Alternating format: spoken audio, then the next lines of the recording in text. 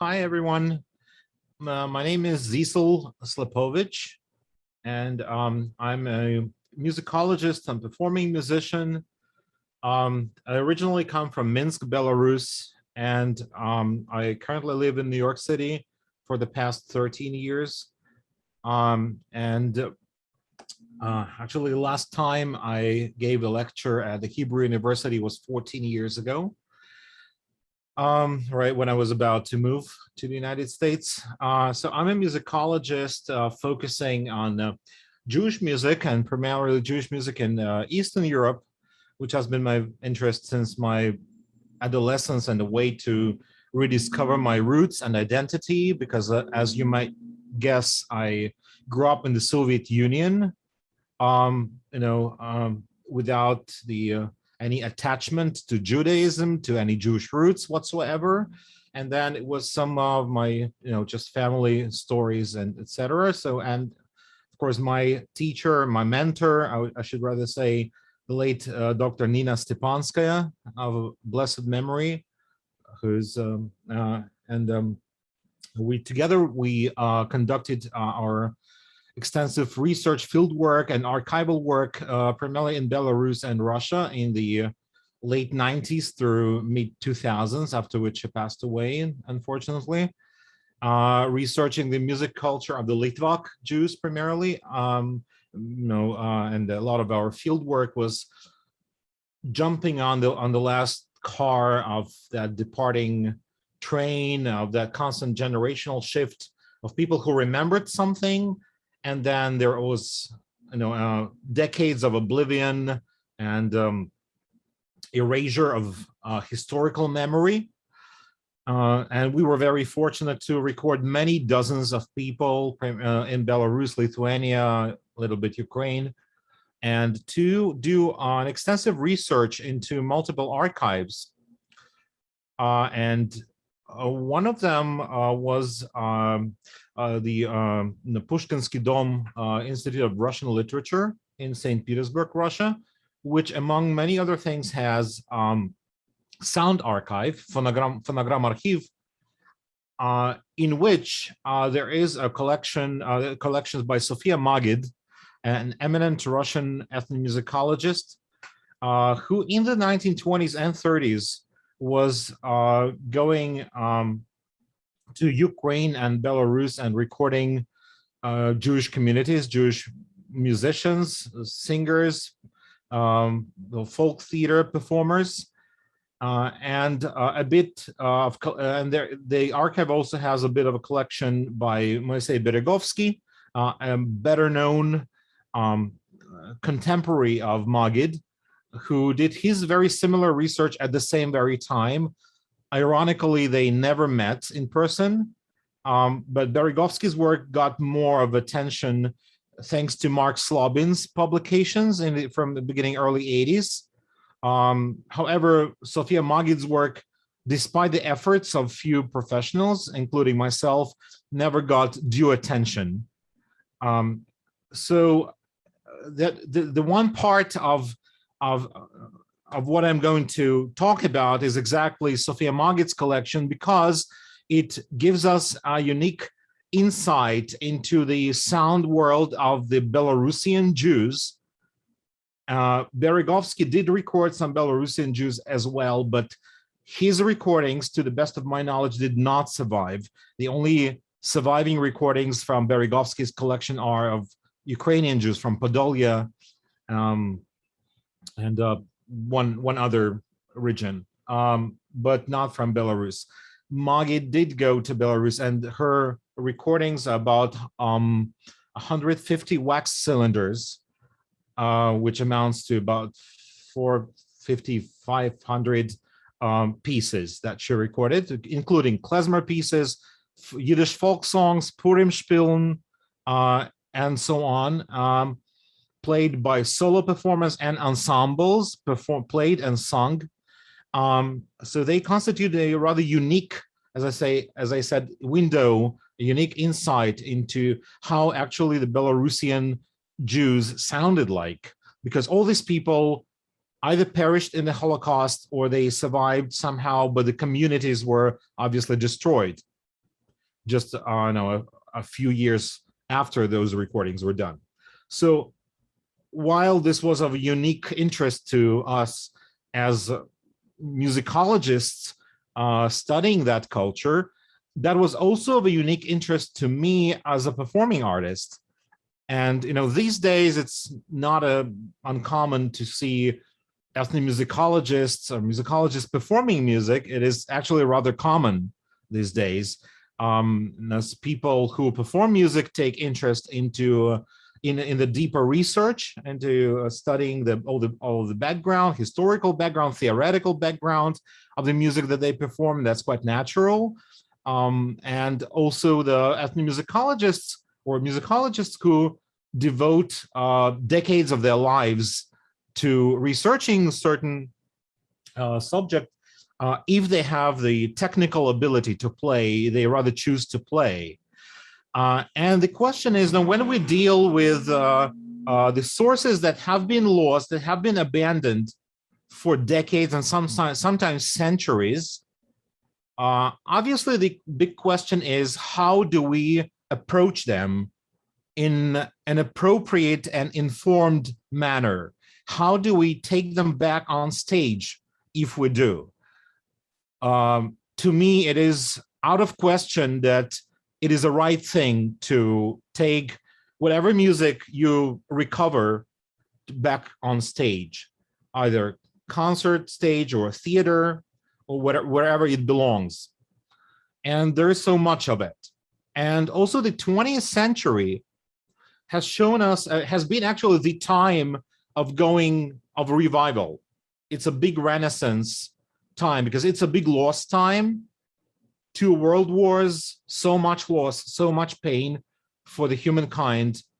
But at the same time, probably that also, and the turn to the post-traditional society, post-vernacular society, where people start societies, cultures, they transform radically and they start to reflect on their past, and they start to produce a new kind of hypertext.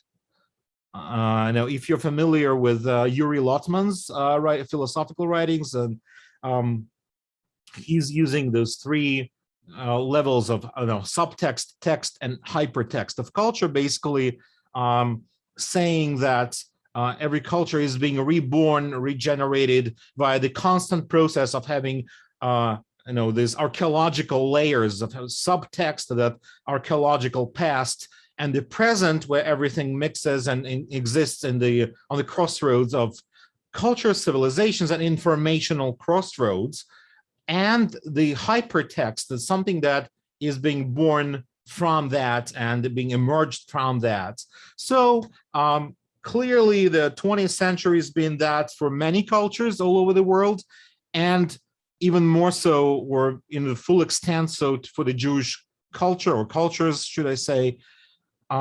So we there are many reasons for that. One of them is technical progress, the ability to record informants, the actual traditional singers, and there's a clear cutoff where we have the traditional society that is dying off, and then there are people coming from cities, from scholarly and academic institutions with their phonographs, with their wax cylinders, and then more and more sophisticated equipment. And then as the equipment sophistication progresses, the traditional cultures are thinning out, are dying off. And that's a very sad process. But I mean, in many places, people are still recording, ethnographers are still documenting, culture, the cultures, the singers, dancers, etc., in their natural milieu. But in many places, it's just gone. So in the case with Magid and Beregovsky, they clearly caught that unique time capsule, sort of time slot, when both traditional culture was still well and alive, although there was a great deal of urbanization and assimilation going on, and the technical means, and even more importantly, or just as importantly, the cultural agenda was sort of conducive of doing such field work, such research. So in case of Magin and Beregovsky, they both lived in the USSR, and it was part of the greater sort of Stalin's big cultural game, cultural revolution, based on the let's create the art which is national by form and socialist by essence, which allowed, however, the people who were highly informed and highly skilled, linguists, poets, musicologists, you name them, all the researchers and creative folks, to go and document and create using state money. It is not for nothing that a lot of them ended up in Gulag and were killed by NKVD and etc. But some of their research and some of their creative work, is their invaluable legacy that we now can look at that society now. So now to the point, straight to the point. Now, when the present day performing artist and researcher, just such as myself and there are many others, looks at that material and thinks of how can we really approach it, and we listen to this, and I will start with listening. Actually, I will want to start, and also leaping a little forward. I knew it was a little bit of gigantic plans for me to try to cover three different topics or three different cases rather in 1 hour lecture. But I thought that it would give it a more of a larger scope of how we approach, how we work with different kinds of sources and different kinds of styles. So I'm well aware that we have that much time, and there's a gigantic mass body of material to just give you, as I say in Yiddish, aleko nashmek, a little bit taste of it. So let me just share some original recordings that I heard. Oh, and I will do all them. So we'll start with the recordings from Sofia Magid's collection. We listened to David Wexler, a violinist, a semi-professional, semi-amateur violinist from Mazir in Belarus, in the southern Belarus, which is in Polessia region. And this is a Belarusian polka Mikita, and then a Schuster, which is a cobbler in Yiddish, which is a very interesting dance with 3-bar phrases, which is rather typical for some Belarusian dances. And then there's Karahod. So let us listen to that.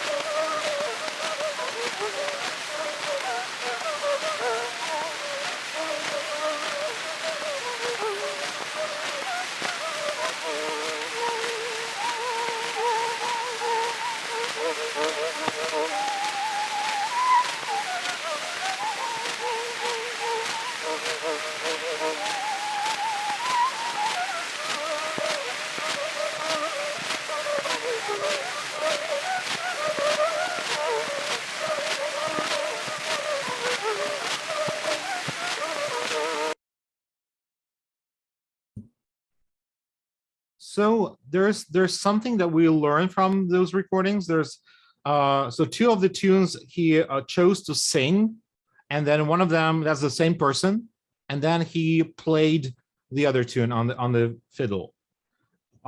There's something very peculiar about his playing, and before I say that, I will let you listen to some of the Jewish repertoire played by the Belarusian musicians as documented in the 1970s and 80s by Professor Inna Nazina of Belarusian State Academy of Music, my alma mater, and she was my professor as well.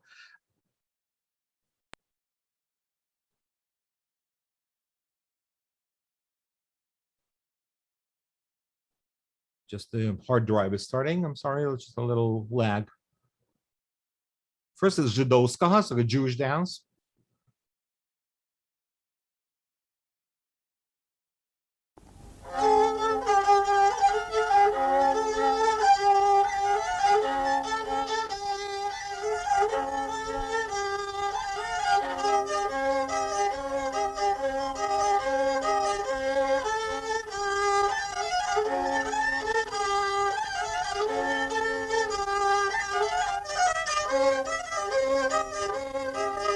Okay, the next one is Nożnicy, which is a translation of the Sher dance, which is scissors, basically a square dance.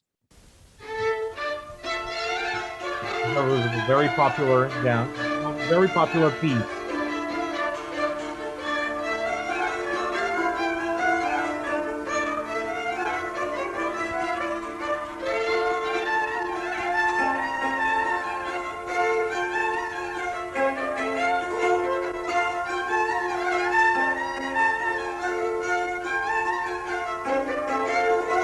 And finally, Еврейский March, which is Jewish March, performed in the 1970s, I think in 1974 in Polessia region, which is also important because Magid recorded in Polessia, but it was this one is not an urban, it's a rural musician, and playing the Jewish March, which is basically the Atikva. Еврейский марш.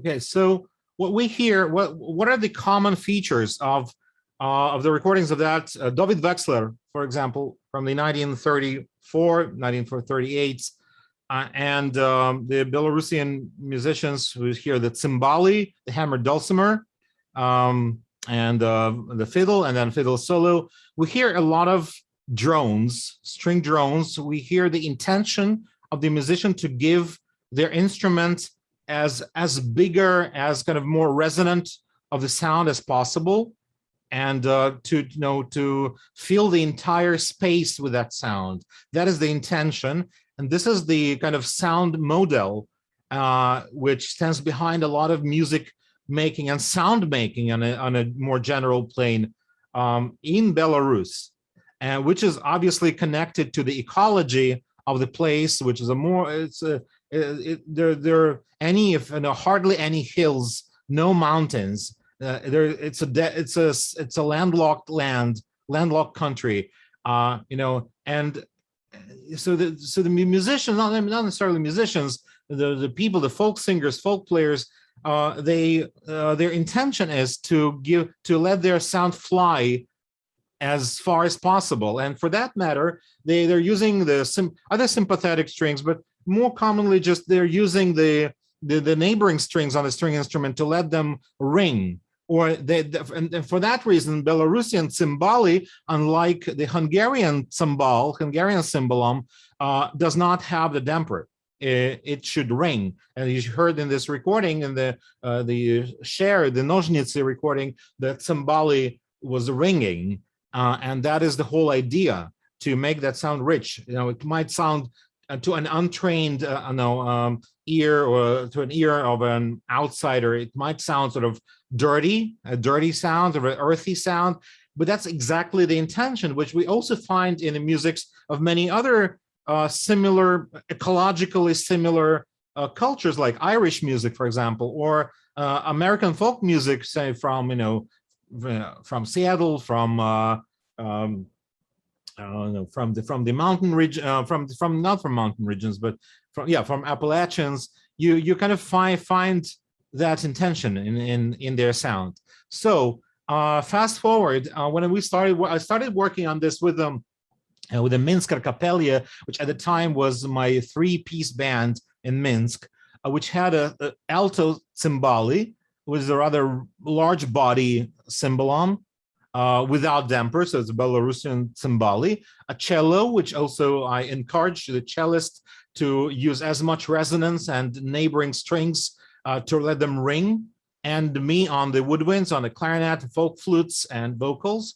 So that was what we were trying to do. And then when I moved to New York City, I formed the Litvakus band here. And by the way, I shared the links with Doron, so he will share the links with you. So that was the same. We didn't have cymbali when we have very few cymbalum players in the area, but I encouraged the string players, and I was to do the same.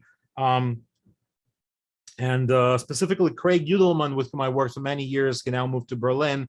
So he was coming from both the klezmer and the American folk tradition, and he was. That's why I immediately hired him when I heard him play with exact same sound. So I'll let you hear what we did, and it did involve a bit of, as stated in the title of this lecture, creative imagination, because there's a lot to be constructed on the top of what you hear. The quality of the wax cylinder is way subpar, and you have to hear what's behind that scratchy sound. B, there are only that many musicians who were recorded, and that means a handful, literally. And there were so many that were not recorded. So you have to capture whatever is available and to extract as much as the information to extract. And by information, I mean the repetitiveness factor. When we see the repeating factor from one recording to another, we have to capture that and use it. So this is what we use, and let me now share some of the Litvakus recordings, specifically of these tunes.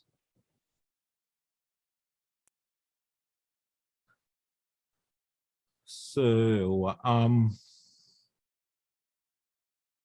Schuster and Mikita, there we go.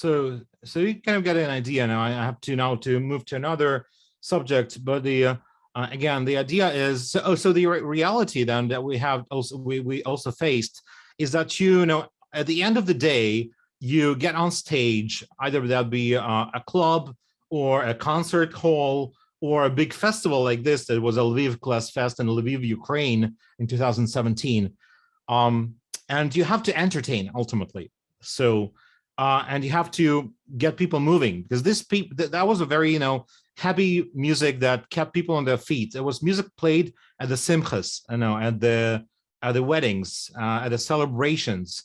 So what we did was we updated the sound. We kind of made a shtetl disco. Some of the critics compared the epithet that they gave the Litvakus, that's acoustic Gogol Bordello, and Gogol Bordello is sort of a punk rock immigrant band here in the US.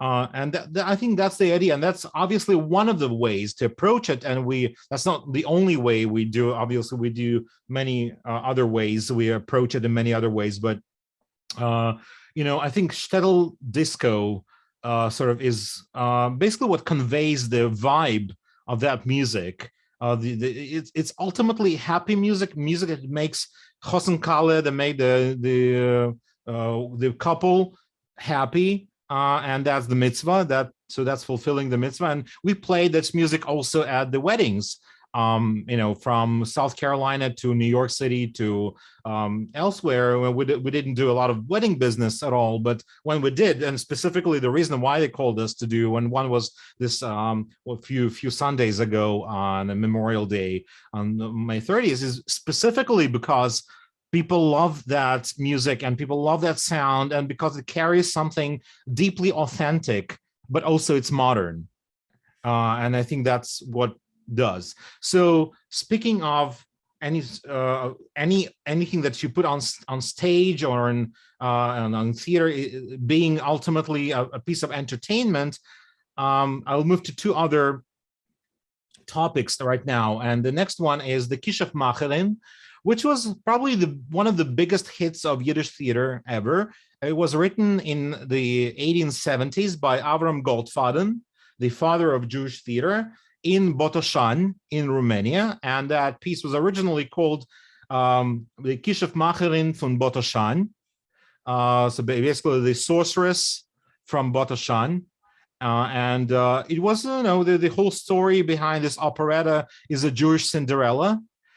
So it went obviously into the modern era, into the Woods musical, is based on sort of the same kind of plot, and the Cinderella, obviously. But the Kishaf Macherin, as a fact, remained the biggest hit in Yiddish theater, and it played successfully in Romania, in Poland, then in Russia, and in the Soviet Union, in the United States, in Israel, including the Yiddish Spiel Theater in the present-day Israel. They do have it under the name Machshefe. It also existed under the sort of Slavonized name, the Koldunya. The Koldunya is the Russian word for the sorceress. So the Koldunya and the Kishaf Macherin. There was a recording so there were recordings also after the war.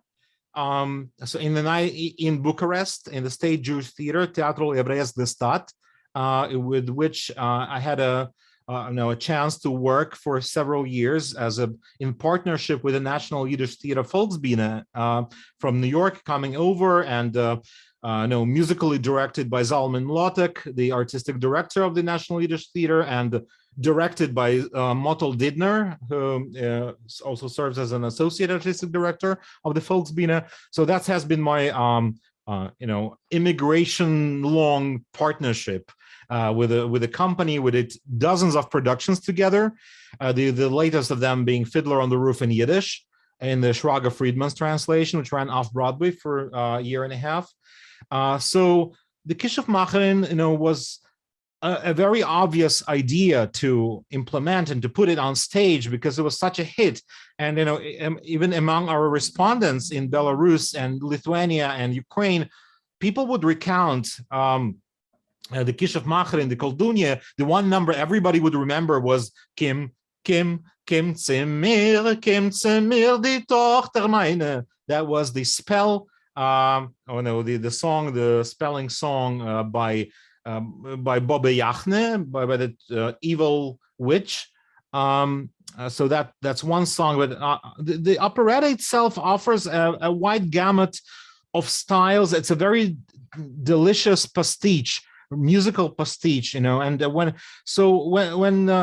Zalman Mlotek and Montel Didner asked me to join the creative team and look at a number of existing recordings. The recordings were from the State Jewish Theater in Bucharest from the 60s, and there was just a handful of numbers. There wasn't a full operetta, and there were some early 20th century publications, primarily from New York. I'm going to share screen. Oh, this is huge. Oh, and it also existed under the German name, the Zauberin, which obviously is the witch in German. And let me share this screen with you. And so these are the covers, and this is arrangement. So we see the Zauberin, the witch, Kishafmacherin in Yiddish, in Hebrew script, right? So and the Zauberin, just in case, Kishafmacherin and the Zauberin. We have two versions here. Opera. It's not an opera, really, it's an operetta, of course. And we see 15 numbers here, all written in very Deutschmerisch, Germanized way here. And we have something like this. We don't even have lyrics here. This is an arrangement for violin and piano.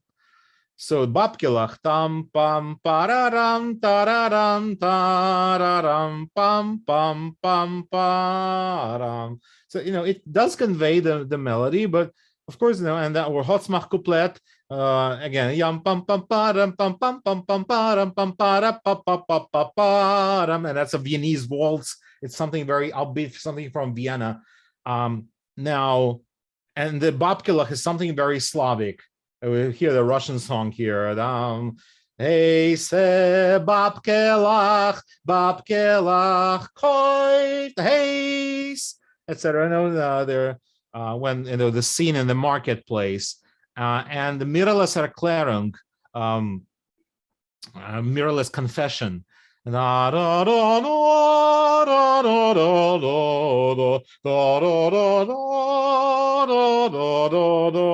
we hear bel canto here. We hear the lead, maybe German lead influences or Italian song. There are a few of those here as well. Now we move on to the next source. I'm sorry, the sizes are drastically different. So here we have arrangement by Henry Russotto, or Avram Russotto, who was one of the key figures in the New York Yiddish Theater on 2nd Avenue, a great contributor, see the Hebrew Publishing Company on Canal Street. So we also have 15 numbers, the same numbers. And here we have the lyrics. So this is a sort of piano vocal reduction. Right, so we have the opening number, something that became a Jewish happy birthday song. Zu dein Geburtstag, zu dein Yontev Hein, haben sich versammelt deine gute Feind. Jeder wünscht dir zugetreiert, viel Naches und viel Freude. That's a little bit different from the script that we used. Vivat, du liebes Kind, vivat mir wünschen dir gesinnt, vivat, du liebes Kind, vivat mir wünschen dir gesinnt. And then it goes into the Sola Mirele. So this is the opening, basically. And so on. But it doesn't give us, we don't have okay, so this gives us the basic idea, but we don't have the orchestration. What was the orchestration? Because, Goldfaden toured the world with this production. And Boris Tomaszewski, who was the father of American Yiddish theater and the grandfather of Michael Tilson Thomas, the celebrated conductor, the former principal conductor of the San Francisco Symphony, he played the Bobbe Yachne when he was 14 years old. He was just fresh off the boat, arriving from Europe, and he produced not only he played the Baba Yakhna, which after him became the tradition of a male actor playing the Baba Yakhna character, but also he produced that. He was so I know such an entrepreneurial spirit, and and that was the beginning of his own success and the beginning of Yiddish theater in America as we know it for decades to go through 1930s and 40s. So it's quite fascinating here. So then Mottel Didner went to YIVO Institute here in New York, the Yiddish Wissenschaftliche Institut, and he found 2 books of parts, orchestral parts. So we have here the violin 1 part, the Zauberin, and this is from Vilna. I'm sorry, that was Vilna production. And there's a handful of those. So what I did, I put them together. I literally typed them up in one music notation software, and I listened to it, and how that orchestra sounded. So we had what we had there, though, was the flute, clarinet in B flat, alternating B flat and C clarinet, trumpet, 2 trumpets going between F and C and B flat, trombone, percussion, violins 1, and so the string quartet, basically bass doubling with cello. So violin 1, 2, viola, bass, and the music director's reduction chart. Then there was Odessa score, Odessa production. All the inscriptions were in Russian under the name called Dunya. And we only had 4 parts: flute, trombone, viola, and bass. So obviously the other parts were there, but they were lost somehow. The orchestration that I heard and I saw when I compiled those parts was rather dissatisfactory. It was a rather thin, poor orchestration, very uninteresting. I make no judgment about how it really sounded in Vilna, because in real life, in theater, you do many adjustments that might not be reflected necessarily in writing, and we have, again, we have no idea how it really sounded, but it could have as well sounded rather poor from the standpoint of orchestration. So basically, I had to compile all these sources together and make the vocal charts for the actors to start working on their parts. So that looked something like that. I'm sorry, I have to magnify again. So if we go into Blindenspiel, for example, I made a vocal chart, and we have the chorus here, tra la la la la la la, spielen, singen, tra la la la la la la, das macht mit. And then Hotzmach comes in. Ich bin das a Blinder, wo sie das verwinder. Es läuft ja auch nicht Kinder, jeder läuft da weg Basinder. Es läuft ja auch nicht Kinder, sehnen mir alle du. And that's a play, the blindfold play, the Blindenspiel. And then Yidden Bnei Rachmonim, for example. So I created something of simple vocal charts for the actors to work on, the Diterken. But then I had to, and then there was Tzigainer, the Roma dancers. So as the plot goes, Mirale was, so there was a lot of, and that operetta reflects the sad reality that there was a lot of slavery and also sexual slavery going on in the 19th century, when also a lot of Jewish girls were sold into sexual slavery to Turkey. And that was the reality. So there is a scene, so Mirale is being abducted by the evil Ilyokim, sells her off to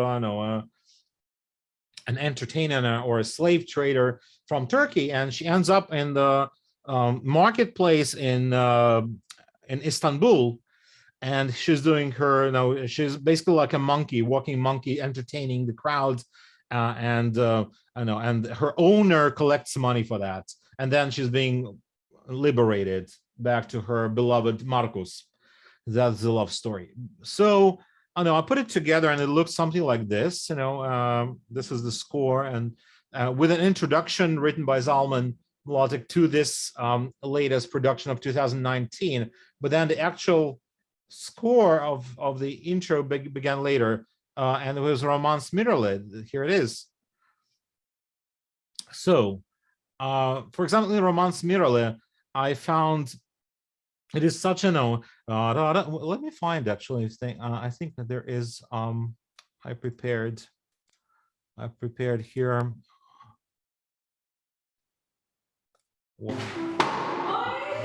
This is a production from Bucharest. Okay, so what we hear here is a part of Roman Smirle, and this is my self cameras. I was playing on the clarinet there. This is in Bucharest in 2017. So what I added there was the clarinet obligato part, basically. I took my inspiration from Mozart's arias, and Mozart loved clarinet. We know that many Mozart arias have clarinet or basset horn obligato parts, like that from the La Clemenza di Tito, for example. That's even two clarinet arias there, and so on. And so I kind of used that pattern there, and it totally worked, because at the end of the day, as I'm speaking of creative imagination, I was astonished when I looked through this score, when I really deepened myself into that score. I was astonished by the wide spectrum of the styles. As I said in the beginning, it was a very delicious pastiche, and so we hear some, there's not much of explicitly Jewish music, what we understand as Eastern European Jewish music, not at all.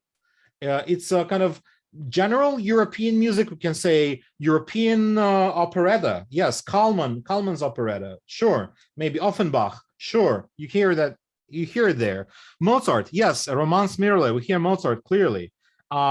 We hear Viennese waltz. Absolutely. And then there is the Turkish music, which draws, gets us back all the way to the 17th century, and when the whole alla turca, the Turkerie theme in the European music began with the Lully, the Turkish scene from the Bourgeois Gentilhomme, which is a separate 15-minute long mockery scene.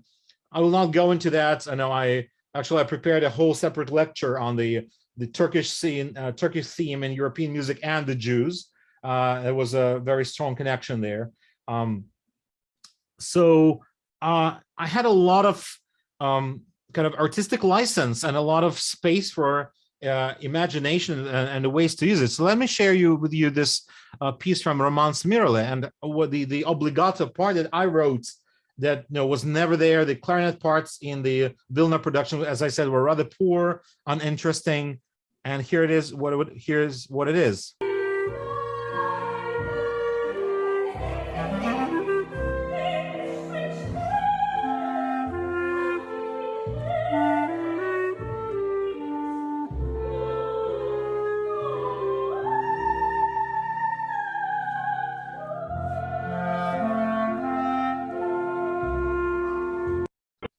So I kind of turn it into a concert aria there, and the very opening, by the way, of the operetta, "Zu dein Geburtstag," "Zu dein Geburtstag." Now it sounds like, obviously it's a reminiscence of the Eine kleine Nachtmusik. Bam, ba bam, ba ba ba ba ba bam, bam, ba bam, ba ba ba ba ba bam. Zu dein Geburtstag, zu der Jontef Heint, haben sich versammelt deine gute Feind, etc. So it's a clear reference, of course. And there's Turkish music, of course, too.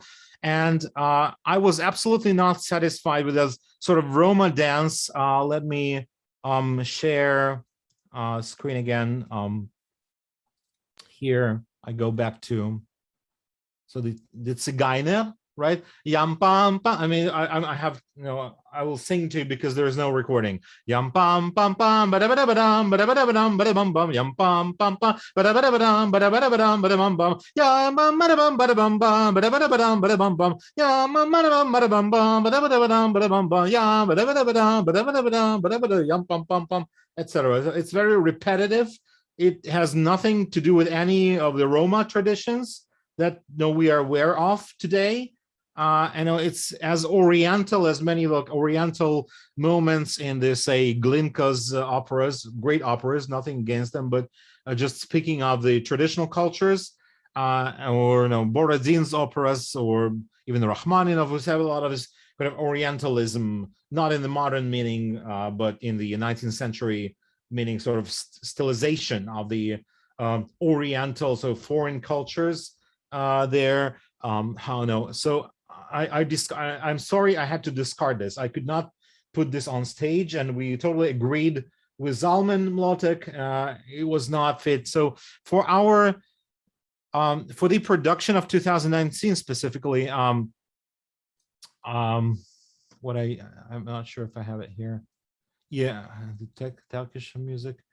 Yeah, so yeah, I will just play for you. So I went to somebody who inspired me and who actually was one of the major figures in the genre of creative imagination as a music restoration method, and my big music hero, Jordi Savall, who, by the way, also did, speaking of the city I'm being online with now, who created a whole program of Jerusalem some 15 years ago, and then La Serenissima, the concert program, which I had a chance to see at Carnegie Hall, a story of Venice, the millenaria, over 1,000 or 1,100-year-old Venetian Republic, which both Jerusalem and Venetian Republic comprised of, and Turkey, Istanbul, comprised of so many cultures. There were crossroads of cultures for so long, and that was clearly, and this is a very well-grounded approach,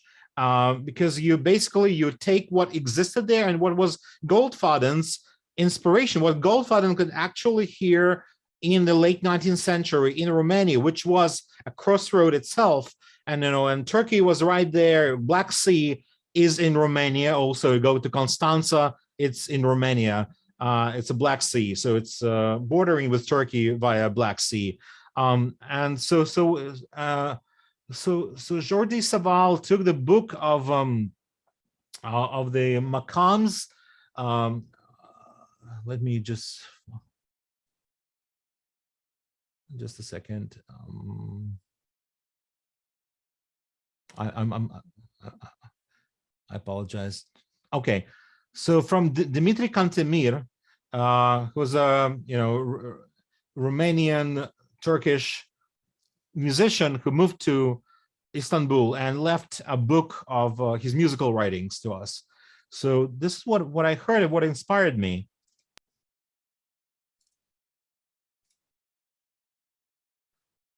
Sorry, it will.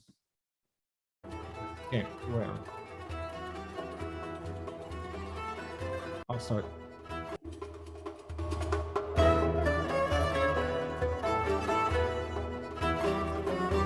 Der Makami Hüseyni Shakili. I'm sorry if I'm mispronouncing it. The Makam Hüseyni Sakil.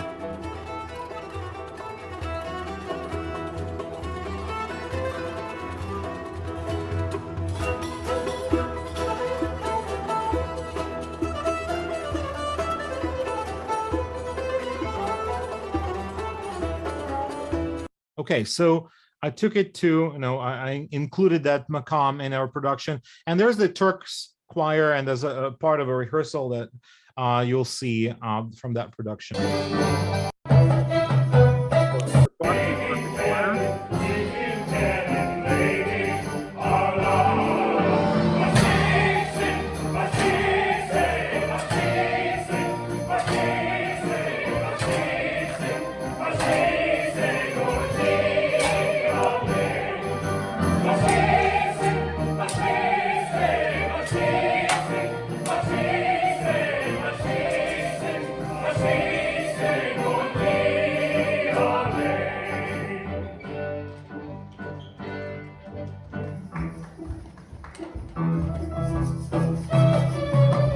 Coffee house in Istanbul.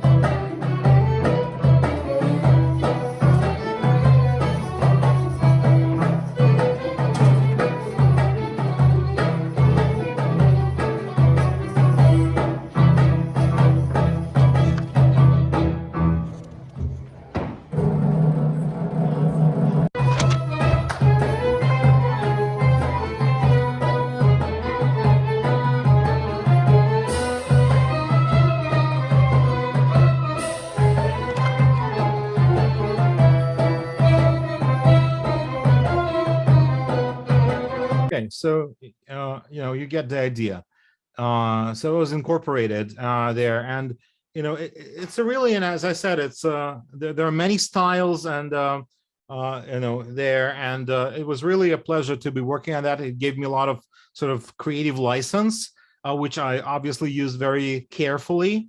Because there is Turkey there and there's that time, there's exactly the music that sounded, well, Dmitri Kantemir lived a century earlier than Goldfaden, but there's a healthy assumption that there might be the same traditional music, or classical, rather classical, Turkish classical music, the makams, being performed there. Okay, and now to the last part, but not the least, of course, and again, as I was speaking about the musical act as an entertainment, it's also a lot of times, or sometimes it's a means of psychological survival. And that was something that I faced when I was asked by Stephen Naran, the director of the Fortunoff Video Archive for Holocaust Testimonies at Yale University, to work on their collection and to research, transcribe, curate, and produce musical records based on the survivors' interviews, survivors' testimonies, which I did. And that we started that project already 3 years ago. And we produced 2 records to date. It would have been 3 if not for the pandemic. And I was very lucky to work. Well, let me share the screen now, and we go now to, these are the beautiful artwork by Yulia Ruditskaya, my expat from Minsk living in Brooklyn here. And I know that happened to be, for the natural reasons, one of the most diverse, musically diverse project that I ever was involved. And this is the 2nd volume, and so about over a dozen of languages, so many musical styles, and so on, and we have so much of studio time and so much of the disc time. These records were produced both on the CDs and vinyl, and vinyl allows for even less time, not to compromise the quality of the record. So obviously there was a lot to work on. So the a lot of the testimonies had just a handful of lines, something that people remembered. Imagine those testimonies. The archive comprises over 4,400 testimonies. About 60 of them have music or poetry. And so it was a tough task, honestly, to go over even the 60 testimonies. With each of them is from 3 to 8, 9 hours each. And had to go over it and select the musical pieces of poetry and arrange them, transcribe and arrange them. And sometimes it's just a few lines that would be a hint to something, to a part of, and more importantly, each of the songs, they were not just songs, each of the songs was part of their story, part of their survival.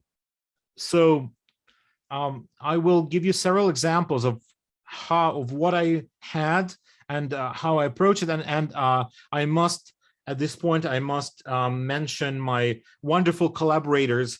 Sasha Luria is a wonderful singer, originally from Riga, Latvia, now living in Berlin, Germany. She's an international renowned Yiddish singer, but also a singer singing in so many languages. And the band, which is mostly the musicians from the Litvakus band, Joshua Kemp on the accordion, keyboards, and the guitar, and Dmitry Ishenko, the wonderful, amazing, versatile bass player, and had Craig Udelman, who I already mentioned in reference to Litvakus, on the violin, who also doubled on the percussion, and I was covering the woodwinds and some of the vocals. So it was, the range, musical range, it was huge, and from some kind of early traditional Yiddish songs from Russia and Poland, with the obvious traces of Slavic influences, to German Zionist songs in German, to some songs that were overheard and then traveled from the United States to European ghettos and were sung there or recited as poems. And I know sometimes I had to write, actually compose music in the style of that time and place to bring that piece of poetry, to bring that, to do that testimony justice. Sometimes the singers were just amazing, folk singers with tremendous memory, but sometimes they would just remember two lines and you had to make something out of it, not just because I had no obligation to put every single song on record, absolutely not. But if I deemed that interesting and important and valuable, so I had a work to do. And that work was to reconstruct based on that. So I want to share, we're running out of time right now, but I want to share a couple examples here. So which include the original testimonies. And the first one, is, I want to start with Une fleur au chapeau, which was a French scout song from the 1930s. It was published by William Lamy in 1938 in France. He was probably the author or not the author, might have conceived that song. And it was sung by Henry G., who was born in 1925 in Rawa Mazowiecka in Poland, but their family moved to Paris early in their lives, and they spent a few years in Gdansk, in Danzig, but then the Hitler Youth became very active there and very kind of violent against the Jews even before the war. So their father luckily moved to Paris and staying in the occupied Paris. The story goes like, I'll stop sharing. I'll just read this. It goes, they had to escape. He had a younger brother, so they're escaping from the Nazi occupied Paris. I quote, "I had food ration cards, the paper for traveling, the Pétain insignia, a backpack. I was ready to go. Before leaving, I emptied all the drawers of photos, my mother's little furs, the eider-down, my father's watch, diploma and military papers, etc., etc. The friends helped with Jewish and non-Jewish, and some half and half from Platzle. They sold the remaining canned food so I could have some bread and money for the trip. My little brother was with me. We went to the Gare d'Austerlitz, the train station, and I told him, sing like me, sing Une fleur au chapeau. So from far away, you could see the soldiers separating families with suitcases. You didn't need to be anti-Semitic to see that any family looking worried with a lot of suitcases was a group of Jews. We kept singing, looked straight ahead, and got on the train. The Germans were patrolling the train. Papers, please.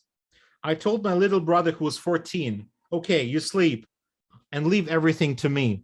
So when the soldiers demanded the paper, I handed it over smiling, saying, back to nature. With the Pétain insignia, the uniform, the songs, it was clear that I was headed to the work camp, summer camp. Good, good, they replied. We went to Dax, that's a city in the south of France. There were supposed to be contacts and people to help us. We didn't have money and no one helped us. We were still in the occupied territory there. So let me now share this video with you. Je dis à mon frère, tu fais comme moi, tu chantes Une fleur au chapeau. Vous connaissez la chanson? Une fleur au chapeau, à la bouche une chanson. Right. So I tried to make out of it. That kind of feinless security, sense of security, which obviously it was not. And the brothers were running for their lives, and they're sort of whistling. So I made up musically some of that story, but I didn't really make it up. I reconstructed it musically, what it might have looked like on the outside.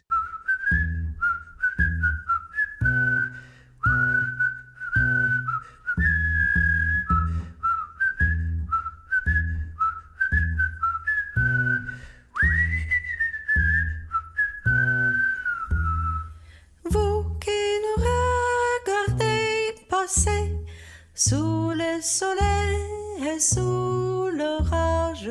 Peut-être bien que vous pensez que nous avons bien du courage pour ainsi nous harasser à courir le long des routes. Vous ne savez ce que c'est, vous n'aurez jamais sans doute une fleur au chapeau, à la bouche, une chanson, un cœur joyeux et sincère.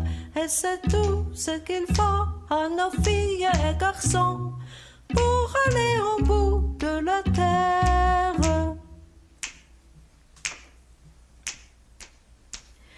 Oh, comme nous serions heureux avec plus de soucis. Il nous faut garder sans cesse une fleur au chapeau, à la bouche, une chanson, un cœur joyeux et sincère. Et c'est tout ce qu'il faut à nos filles et garçons pour aller au bout de la terre. Okay, and the other song here, some of the songs were openly anti-Semitic, but I could not forego those songs because the survivors chose to sing them, and my job was to find an appropriate way to present them and create a commentary for them to not just inspire anti-Semites even further if they needed any more inspiration, right, to sing the 1930s anti-Semitic songs. So the two songs that I combined together was the Polish song, which originally, Chłopek Roztropek, it was not anti-Semitic per se. So Zalman H was born around Warsaw, and I remember this kid singing the song in the streets about this village hustler. Chłopek Roztropek, son of a street smart guy, a village hustler. But then I started researching this song, and what I found was that there was a verse when he addresses his girlfriend, and he says like, "Hey, and I got a great deal. I got a fur coat from the Jews in the ghetto, El Cheapo, and he had no moral reservations about that, obviously, and that was the breaking point. So in my arrangement, I cut off that song there, and I used another song from another testimony given by Willie F. from Jawoszyce, also in Poland, who experienced the whole. He was a refugee, obviously, and then he says later we learned that there was to be a public auction after the war, where the Poles could buy the apartments with everything inside. So this time we knew there was no point in going back. The apartments that were left by the expelled Jews. So obviously there were the righteous among the nations, right? And then there were other people who took advantage of the Jews, and who use it to their benefit of their enrichment, and that has this song, this musical track is exactly about those people who unfortunately existed and perpetrated all kind of war crimes as well. So I will let you hear this. So on Chłopek Roztropek, I used the kind of traditional Polish folk music ensemble sound. I also invited my wife Mariana to play on the cymbalum, the cymbały. She plays something that's shaped as a as a Irish hammered dulcimer, but in fact it's a Belarusian cymbali. It's tuned to the Belarusian tuning. And we go into in ghetto beim Ghetto Teuer steht der Feuer. At the ghetto gate there's a peasant, the Goyischer peasant standing, who is taking bribes from the brigades for smuggling food to the ghetto. Okay, so there we go. Jestem se chłopek Roztropek, siedzę se w chałupie. Przyjeżdża ta do nas na wieś, wyszmuklerzy głupie. My na miejscu nigdzie nie jedziemy, a zasłoninę 10. skórę z wasieniami. Wymówita na nas burki albo głupie chamy, a my mówię, że my swoje kiełby we łbie mamy. Beim Ghetto teuer steht der Bäuer, sein Gesicht ist streng und säuer, hin die Ghetto wie eine Wand mit der Büchserle in Hand. Aber plötzlich wird er freilich und er führt sich wie ein Melech. A Brigade kommt daher und geladen richtig schwer.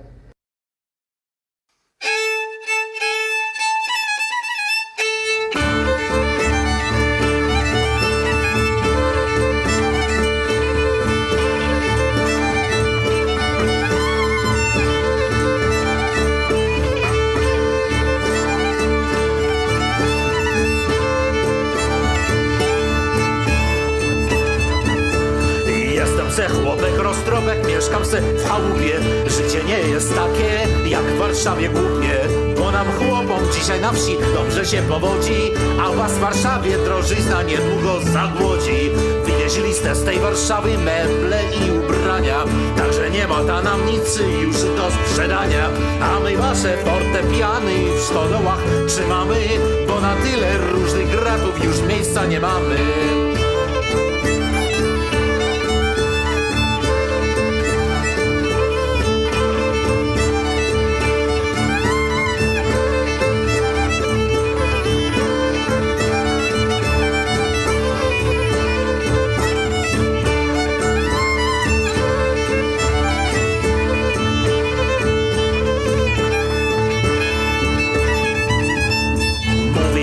Frajery albo głupie chamy, a ja mówię, że my swoje kiełby we łbie mamy. Bo jak przyjedzie ta na wieś rąbankę kupować, to musi ta pół dnia za to forsę nam rachować.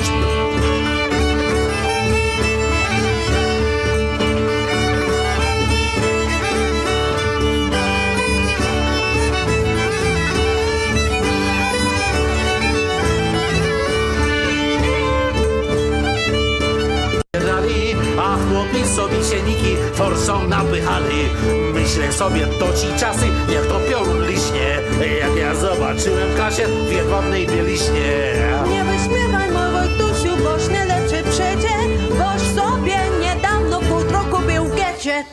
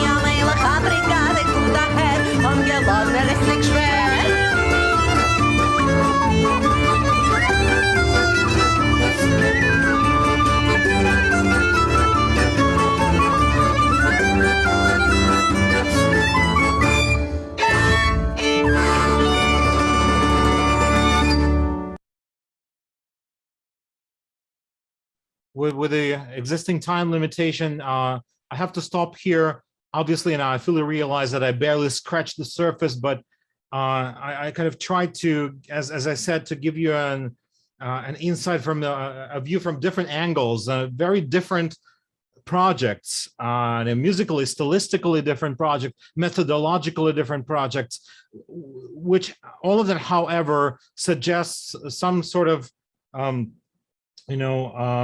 creative, informed method, based on something that is not there, but which we draw from other sources, and that allow us in an, again, respectful to the material and the performance and appropriate way to incorporate it in order to present it on stage, on the records, in theater, etc. So I will take your questions now, and thank you very much for coming and for listening. It's been really my pleasure, and halavai bimheira v'yameinu, in person next time. Thank you very much, Dr. Slepovitch. So JD asked, how much and in what situations did Jewish and Romani musicians collaborate? Any recordings somewhere? This is an interesting part of a lost history.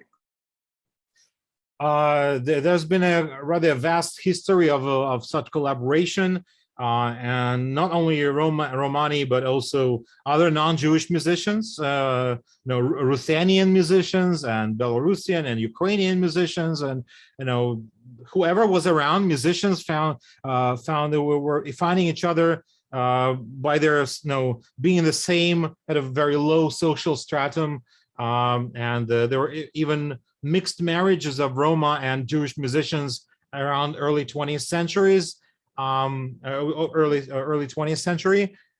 So some of that was recorded by the Muzikos, Hungarian ethnomusicologists band, which is a trailblazing ensemble that's been existing for over 40 years now, with Michal Kovacs and his other colleagues. And there is a CD with I think the foreword by Judith Friedrichi, the lost Jewish music of Transylvania. That's one great starting point, I would say so, to start. And then there's the lost Jewish music from Botoshan, which is a small kind of batch of CDs issued in the early 2000s, I believe, maybe 2005 or 6. You can look up that, and there's more, of course. So yeah. Thank you very much. Yoram asks, are the testimonies online? Can we browse through them and watch? Absolutely, yes. Well, the testimonies that were selected by me for this project, they are online. This excerpts. Please go to songsfromtestimonies.org. This is a shortcut to the Fortune of Archives. It's part of Yale University Library. So songsfromtestimonies.org. But in order to access full testimonies, you need to contact Fortune of Archive. They're not freely available, but you might be able to access them. They're also partnering organizations in Israel and elsewhere in Europe as well, in Vienna. That where maybe online as well, you can access those testimonies. Thank you so much, Dr. Slepovitch. We are very grateful for everyone who is here. Thank you all for coming. There are many compliments in the chat room. I will send you the transcript, Doctor. Thank you so much once more. I will open microphones so that people can say thank you in person and ask any other questions that people may have. Thank you all once more, and Laila Tov from Jerusalem, and I'll see you in our next event. Thank you. Thank you all very much for listening. The leader of Muzikos is Mihai Sipos. Oh, Sipos. Okay, and then there's Michal Kovacs also there, right? Mihai Sipos. Right. Thank you. Yeah. Thank you, Michael. Okay, so thank you very much again. We can log on to the websites that I provided, that Doron shared, also by our music. The two Bandcamp sites, zisl.bandcamp.com and litvakus.bandcamp.com, and you can download or buy physical vinyl or CDs. Right.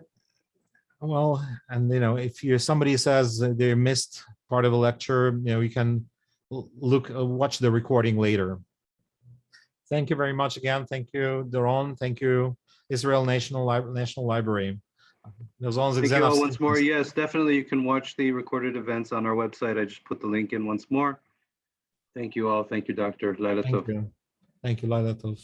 Шейным данк. Спасибо Спасибо большое. вам. Пока.